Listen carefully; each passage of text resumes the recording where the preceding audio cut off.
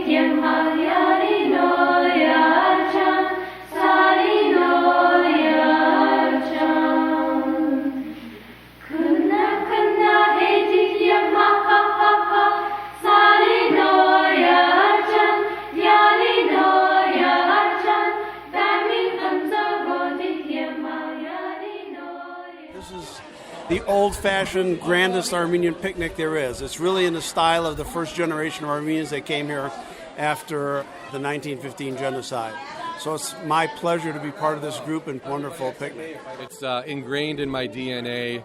Armenian Madagh, Armenian picnics are just a part of who I am, and it's one thing I look forward to every year and hope to pass it on to the next generation. And it's become a time where our family has married and moved away from here, but every year they try and come back for the picnic, and it's like a family reunion. And it's just part of our life. I love it. This is life for me. This inspires me to be Armenian and to share my Armenianism, and it's important to every single one of us.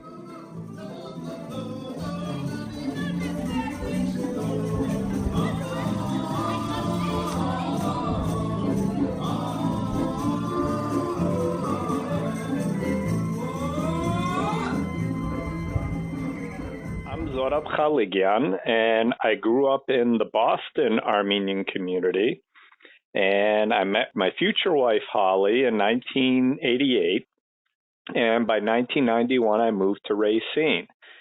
And even though the Armenian community is much larger in Boston, and picnics used to be big things, the Racine St. Hagop Armenian Madagh is something that I have just never seen anywhere. When I started getting involved, and I've probably been running the picnic for almost 20 years, even though all picnics have your shish kebab and chicken, the actual cooking of the madagh in the large khazans and in the open fire pit is something I had never seen before. You know, they had basically transported their village life from Western Armenia to Racine, Wisconsin. And of course, in larger communities, they tend to do things on a larger basis. And I think those types of village traditions get lost in the larger communities. This is a glimpse into an old way of life. Growing up here at St. Hagop, I really just feel so blessed to have grown up in this community. This church I've always referred to them as my extended family. I always got the sense that St. Hagop and the Racine community is just so tight-knit. Everybody knows everybody, and everybody is close to everybody for the most part, at least when you compare it to some of those larger areas. And that's always something I've been proud of. There have been some moments, when I was younger where, I wish we were a bigger community. But then when I see the differences in terms of how close everybody is, it's really something I've become grateful for. My name is Jim Yagershin, and lived in the South Milwaukee and Racine areas until I was 26 years old, and then moved out to California. I lived in Fresno, California for many years. I live in Huntington Beach, California at the current time. I've been going consistently to the Madagh since I was a little kid. After I moved to California, I've come back. The Armenian community in Racine is pretty much everybody knows each other because they all grew up there. People in the California community, Armenian communities, are pretty much transplants from different communities throughout the world, whether they're from Beirut or from Istanbul or, Syria, whatever it is. And there are a lot of people that we all speak Armenian, perhaps, but we don't necessarily know each other. When I come back to the Racine community, it's a small community. You got maybe 200 people, but we all know each other. The community makes me feel like, oh, why did I leave? It's like the thing for the community here. But also, like, when I go to other places for, like camp and just Armenian stuff outside of Wisconsin, they're like, oh, you're from Wisconsin? Are there Armenians there? And then I can say, yeah, there's Armenians here, but then, like, we also have stuff to show. We're not just here, right? We're doing stuff where we're still making Madagh underground. So that's just something to say, yeah, we're really here. No one else does this. In the small community, maybe we don't have the clean Armenian that we speak or that other communities might speak. Our numbers may not be as strong and heavy as some of the larger communities, but our heart has always been there, and our fight is always there. I feel that makes me.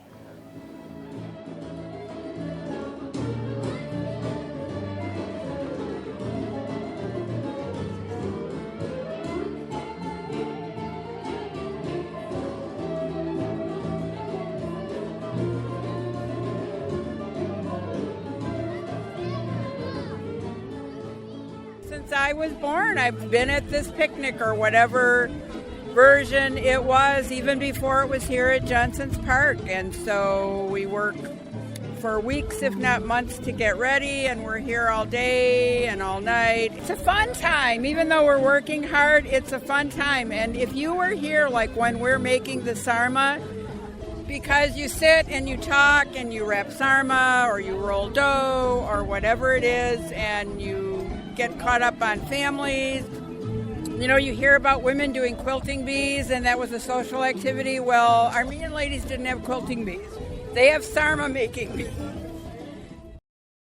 Testing, 1, 2, 3. These are derevs here for me. They've got holes, can't you see? Oh, very good, Helen. We are all working on 5,000 sarma. I was here from 9 o'clock. I don't know what time it is now. So, and there's a whole troop of people rolling them. And we've been doing these for generations. I learned how to make sarma with my grandmother when I was just a little girl. And I would like to cook with her. And my mother would roll sarma. My daughter knows how to roll sarma. My sister knows how to roll sarma. Her 2 Chinese adopted daughters know how to roll sarma. Oh, wow. So it's a family affair. And the older ladies who started the church here, they've been doing that stuff ever since then. They've had picnics. It's not always been in the same place. But every year people come together and make food. When I start cooking the Madagh, learning from the older generation, and they used to put the thing on the fire. They used to talk history of what they used to do. They never watched the fire. They never watched what's happening over there. And we're the one starting, hey, how come this guy, he's not watching, he's not doing this. So, okay. Okay, Ross. Ooh. Yeah, that's okay. That's okay.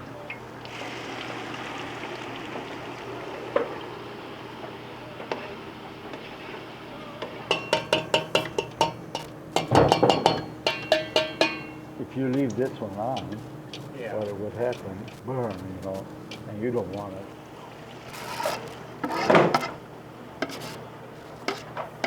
It stop burning, you see? We didn't. Okay. Yeah, that's all right. We leave it a little longer. My dad's been doing this since I was little. And Madagh Day was like, gosh, it felt like 4th of July to me, you know, or Christmas Eve, really, the night before. Because I just, you're around that energy as a little kid and you're feeling it and you're absorbing it and you want to be so much a part of it, but you're little. But wanting to be here and wanting to witness and feel like I was part of that Madagh crew. So it goes real far back. It's getting better. It's getting better? Thanks to Zorab. Zorab is our chief. We can't find any better general than him. We call him General now. It's a big job to do this. We're all a small community. Even though we don't like a little bit something, but somebody make mistake, we criticize the job, but we get back and work together. And we make everything possible working together. Thanks to this gentleman. I don't want to mention his name again. You get all excited.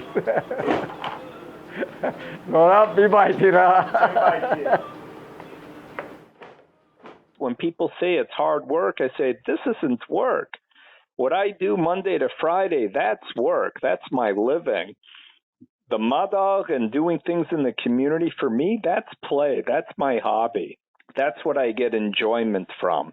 And sometimes it can be frustrating, but when people are on and we're together and we're working hard and talking less, that's when I'm in my glory, because then everybody gets what makes me work at that point. When you kind of put your mind to the side and you're just rolling up your sleeves side by side, that's what I envision our village life was. That even though it was hard, the reward was, hey, we're all together and we're living a good life together.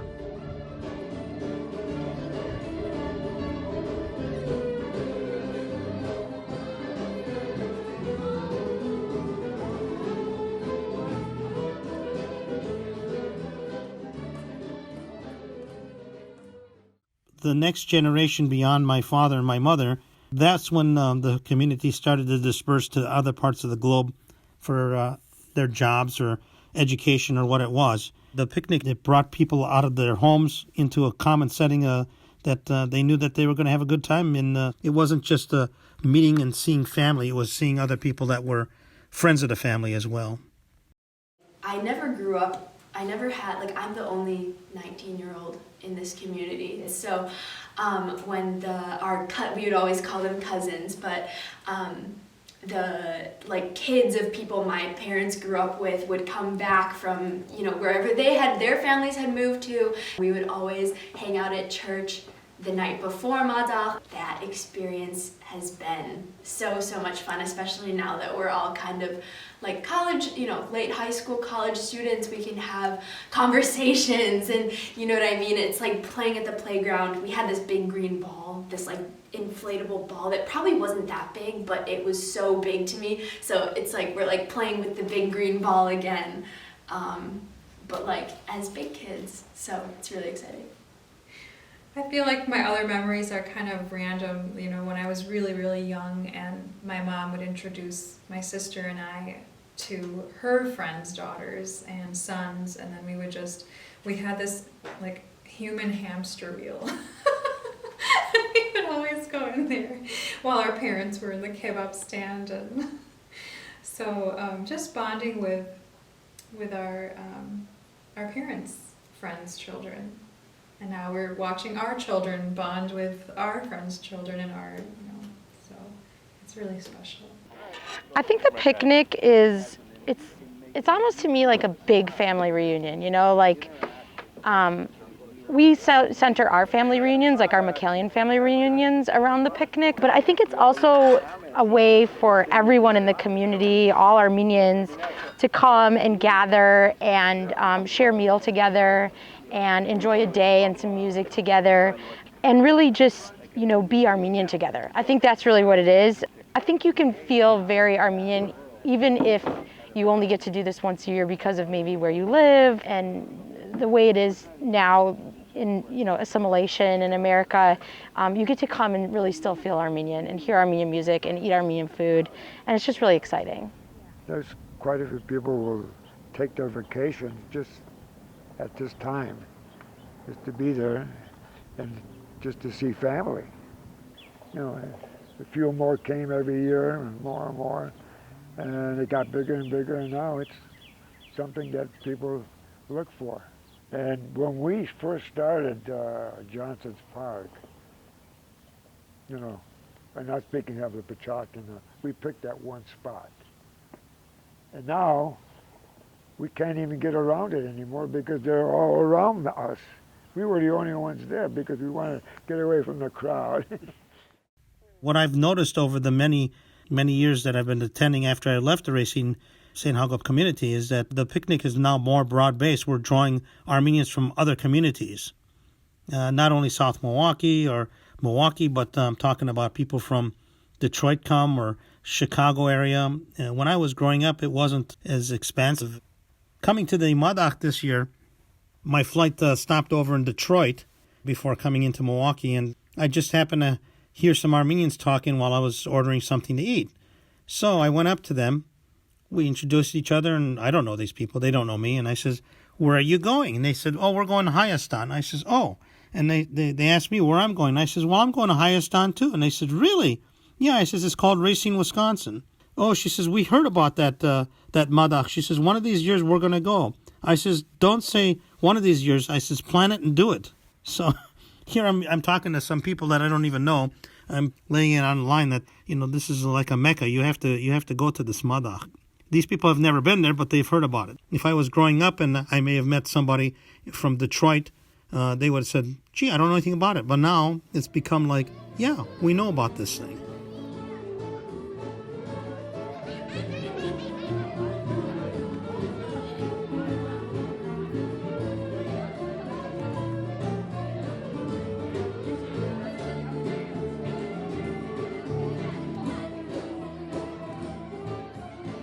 And outsiders notice it right away. It really is a family event.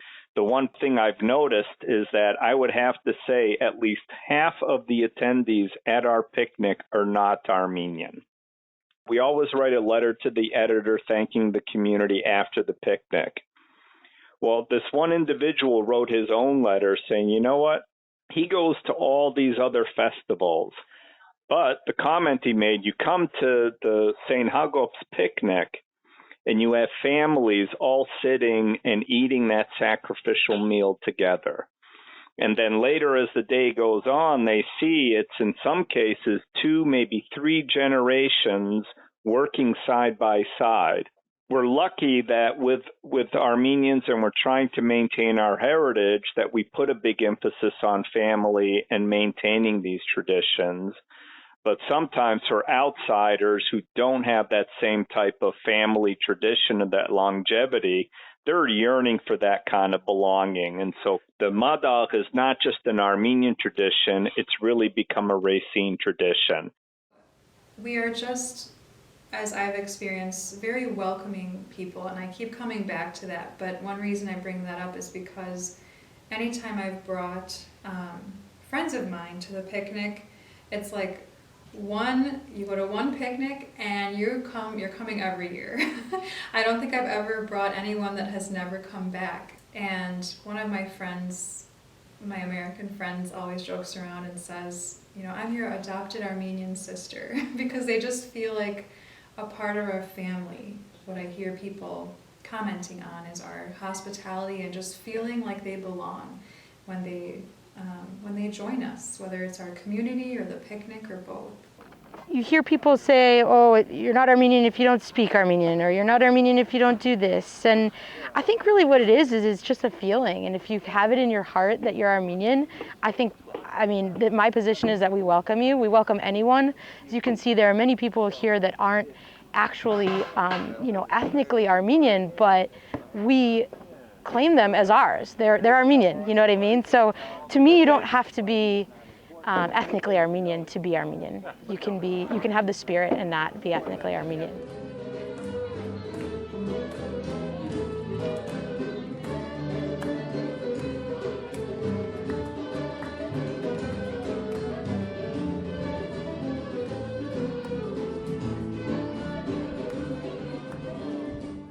with Armenians, we have this built-in kind of sense of belonging. But it's gotten to a point where it's a choice because in a lot of ways, being Armenian is not easy because you almost have this dual life. All right, do I speak Armenian or do I speak English? Do I eat American food or do I make Armenian food? In some ways, and I don't like to always go back and look at the tragedy in our history, but because of the genocide, we also have this drive to say, well, listen, they tried to wipe us off of the earth.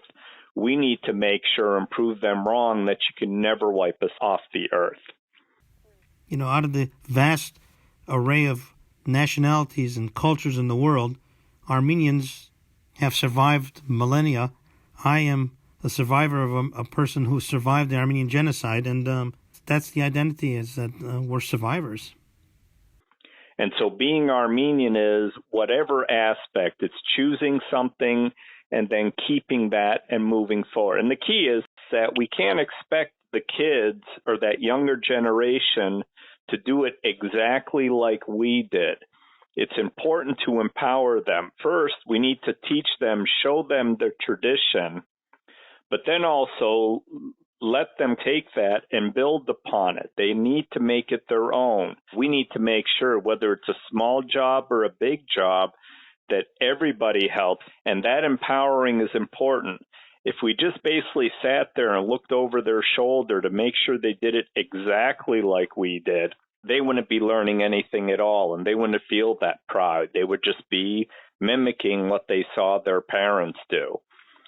We need to engage them. We need to empower them so they make the decision, again, the choice to be Armenian and to be part of this community, because ultimately we're not just trying to maintain a tradition. We need to continue the tradition to maintain and promote our future.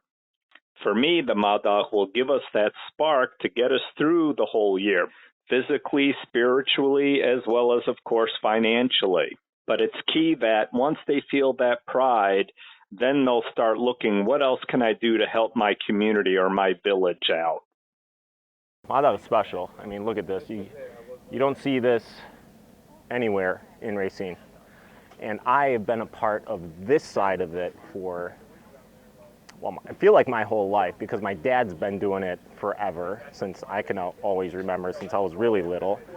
I guess in the last several years, they're kind of grooming me to be a bigger part of the offering, the Madagh, which I feel is special. It's a good way to pay some homage to, again, like I said, those forefathers, the first generation that came here and that brought this tradition from their villages. And we're still continuing it. So I love this. You know, I've been doing it my whole life. We would go Madagh shopping. We fill up pallets of shopping stuff from Sam's Club, not carts, pallets. So, you know, I'll keep doing that, keep coming, make sure that people know how to cook in the pit, and then as long as we have that, we have a Madagh. I would hang around my mom and dad, and they'd be visiting people and hearing Armenian, and just gave me a sense of pure identity. A lot of people, when they're growing up, they don't understand their own culture. I mean, my last name is Yogershin, and somebody says, well, what kind of name is that? And I said, well, I'll tell you. It's a name with a lot of active culture.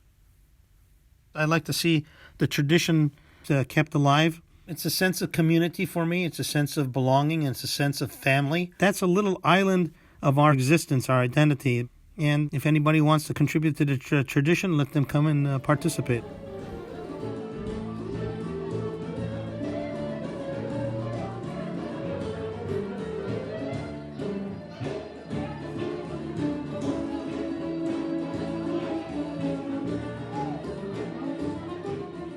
If you really want to picture what an old nostalgic village life of everyone working together as one and enjoying that and celebrating it, come and check this out. Even though the Madagh is totally unique in what we do and how we prepare and all of that, just the idea of seeing this picnic ground of families all joined together at tables, and then even the individuals that aren't part of those families coming and viewing that and they feel it, that's what it is. It's something that is really unique in this day and age. When I come back to Racine, Wisconsin, go to the Madagh, I feel like I'm welcome home. When I leave, it's an uplifting feeling that sustains me for several months afterwards, and it's like I keep looking forward to the next Madagh.